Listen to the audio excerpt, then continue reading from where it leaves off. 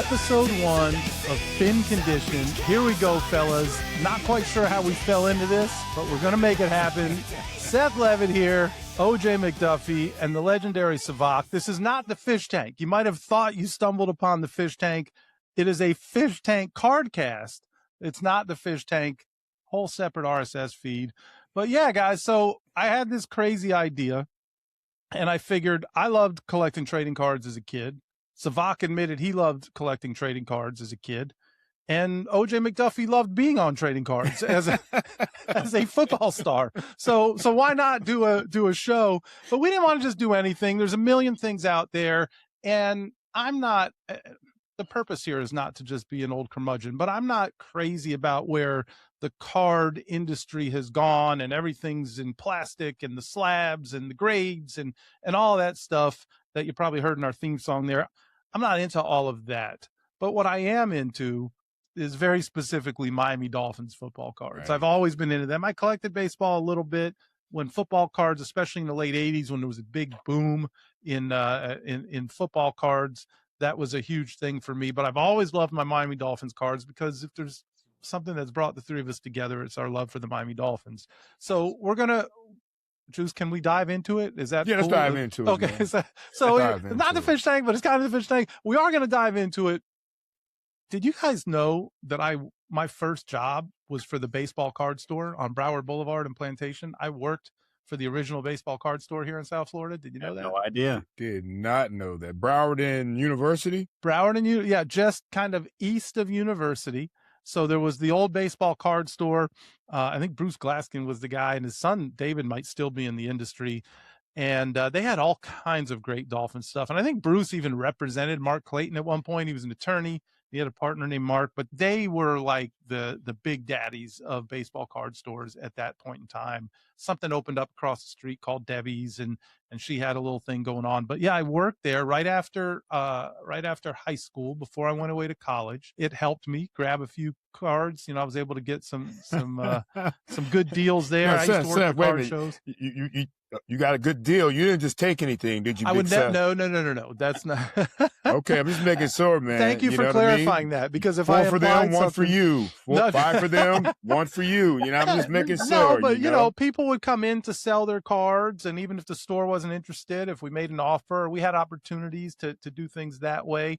We could open up packs. We had inventory there that I would still purchase at an employee discount, but I had access to cards. You know, I had access to cards. So I was not implied. Okay. Certainly no five-finger discounts in there. Right. I was a reputable employee. Always.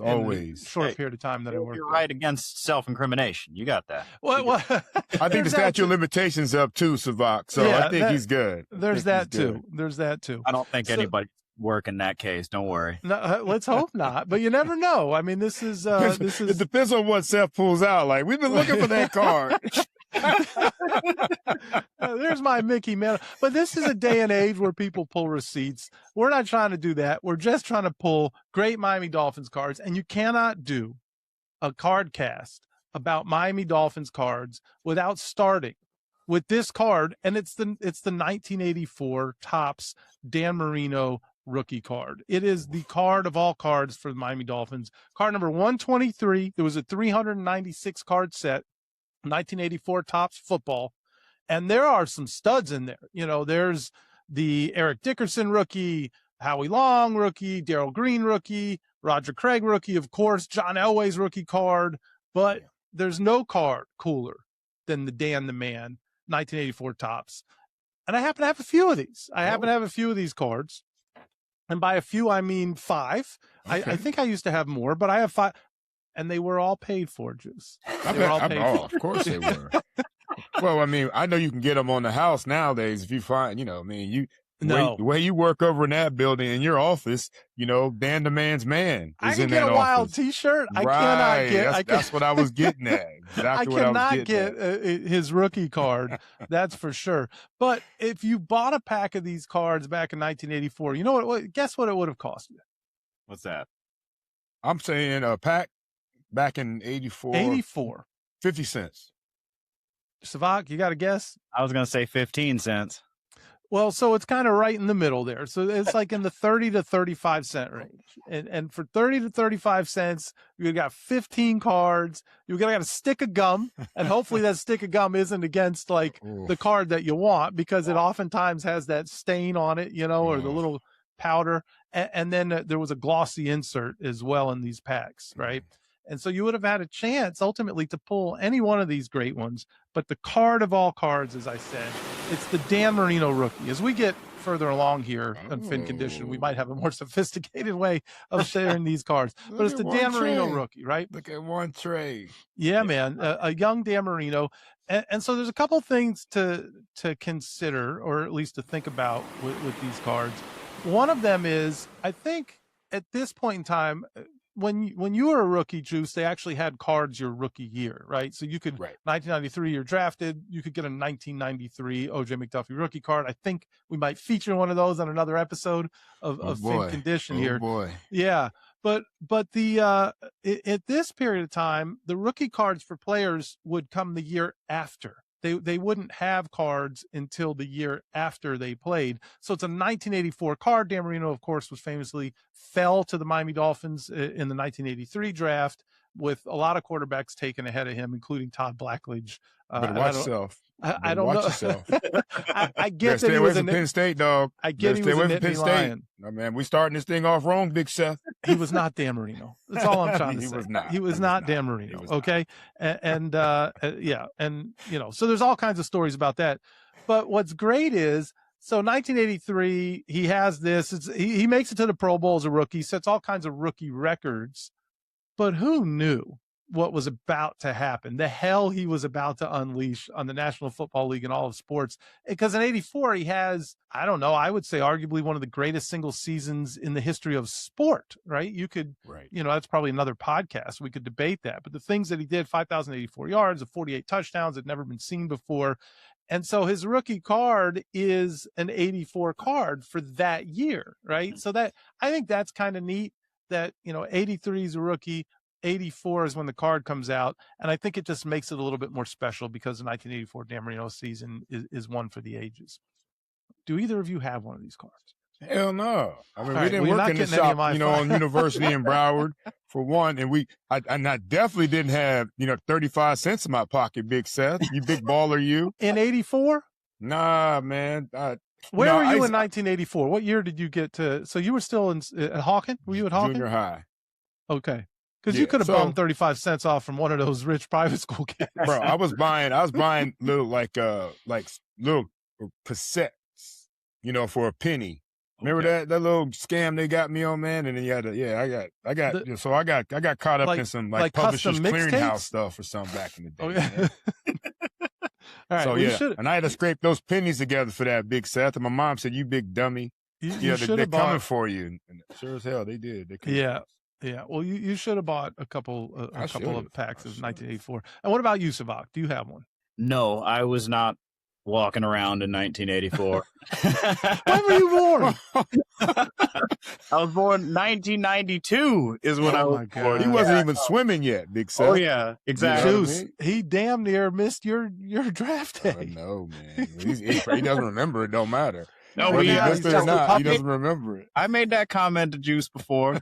When he got drafted, I was still very much crapping in my diapers. Yeah, doing the damn thing for sure. Mm-hmm. Oh my God, so too funny. It kind of works out because unfortunately for me, I missed that entire era, and I didn't really start paying attention until post 2000. And so a lot of those guys, they didn't really exist to me in the same way. I didn't get to watch them play. Their legacies came from three sources for me. First-hand accounts, my dad, my uncles, the very limited amount of clips that they would play during NFL broadcasts. Because remember, NFL Network didn't come around until 2003. And then the final one was imagery, posters, and trading cards. There you go.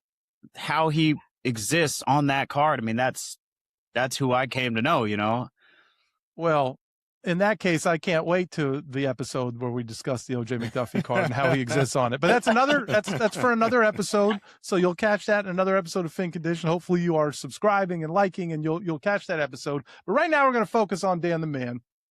And so one of the things about the 84 car, even though it was just a glorious set, is, and they had the cool shapes, right? The different designs. If you look at our Fin Condition podcast cover, you can see that it was inspired by this design, right? With the angles and the aqua and the orange. I did it in the right order for you there, Juice. You go. But one of the issues is that the quality control at the Topps factory in 1984 was pretty rough, so you've got a ton of off-centered cards, and the fact that there's so many that are off-centered, that makes the limited availability of like the gem mint cards as something that the prices skyrocket as a result of that, right?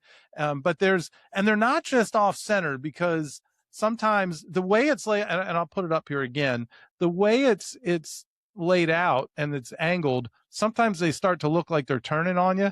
And so, you really got to look and see if they're level, or sometimes the image is twisted a little bit. I'm trying to see if I have an example of that. I don't, but I definitely have an example of the off center. Now, this is a fun one, Juice. This was actually purchased from Mounted Memories, which ultimately became Fanatics, and it's on a plaque, and it's an autographed one, but boy, is it off center. So look at how off center that bad boy is. Look at that.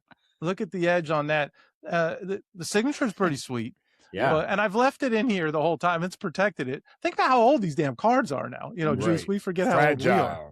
Yeah. Fragile. So, but the fact that it's so off center, and so when you see that, and then you look at one like the one I just showed you, that it's centered, they're harder to find. Yeah. Mm-hmm. And then the other thing that they did, the back of these cards were more, the glare is rough there. Sorry about that, folks. So the back of these cards, it was more of, they were vertical. I'm sorry, horizontal. So you had the vertical front, the horizontal back. They just did different stuff than you see now. Again, as an old guy, I have a greater appreciation for cards of this era. And then they have like the little cartoons. It's a little cartoon on the back of this one. Dan first became a quarterback in 4th grade Pee Wee League.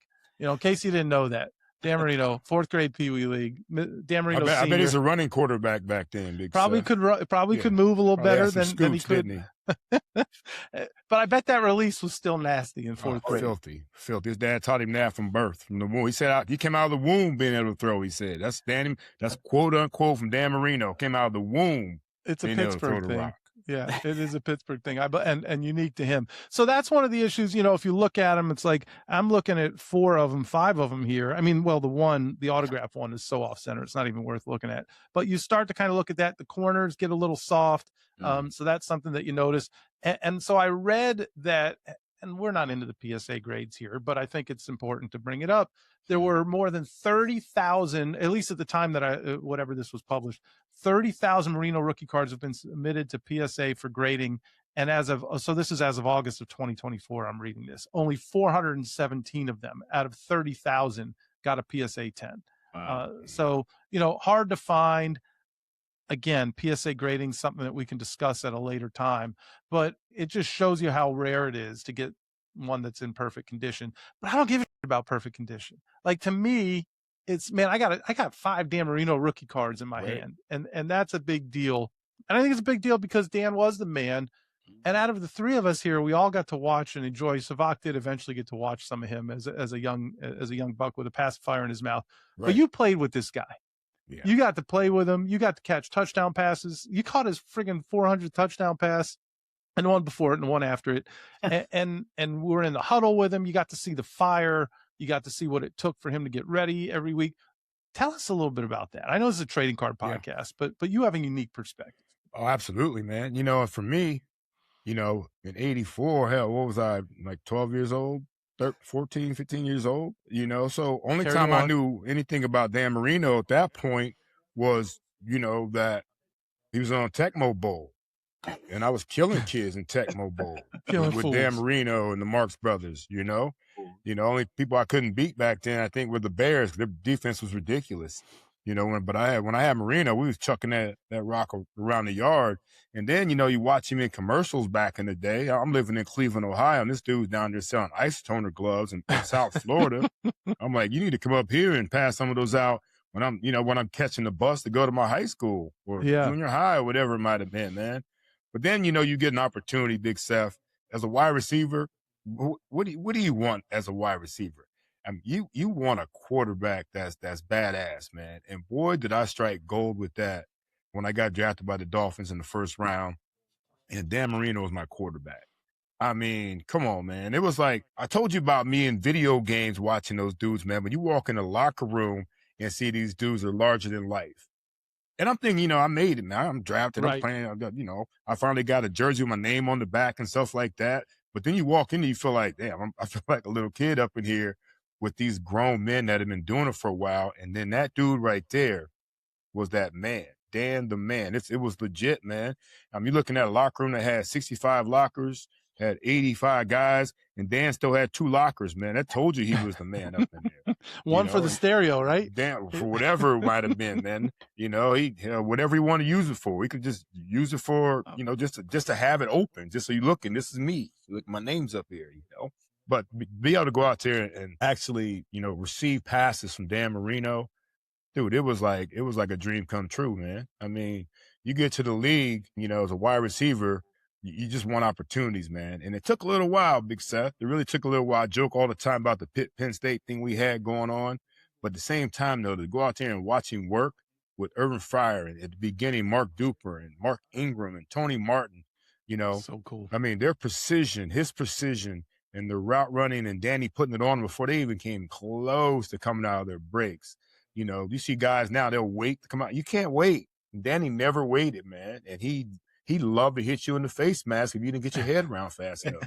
Get your head around like Linda Blair, And it was like, yeah, you better. And that's with me being not the fastest guy, my quickness and my head around was spectacular, Big Seth.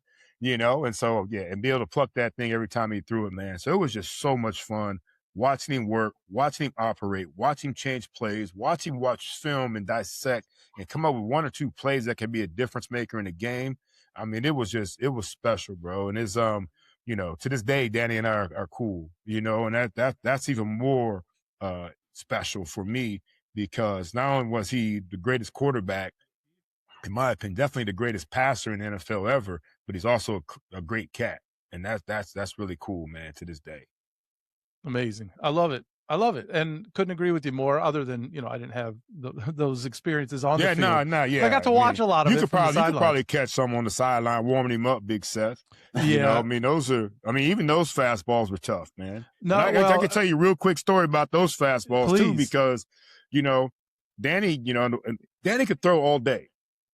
Honestly, warm-ups, he probably threw 150 balls. Like, who does it? Even pitchers don't do that in baseball. But he's throwing a heavier ball. He could throw about 150 balls in warm-ups, man. It was like nothing for him, right?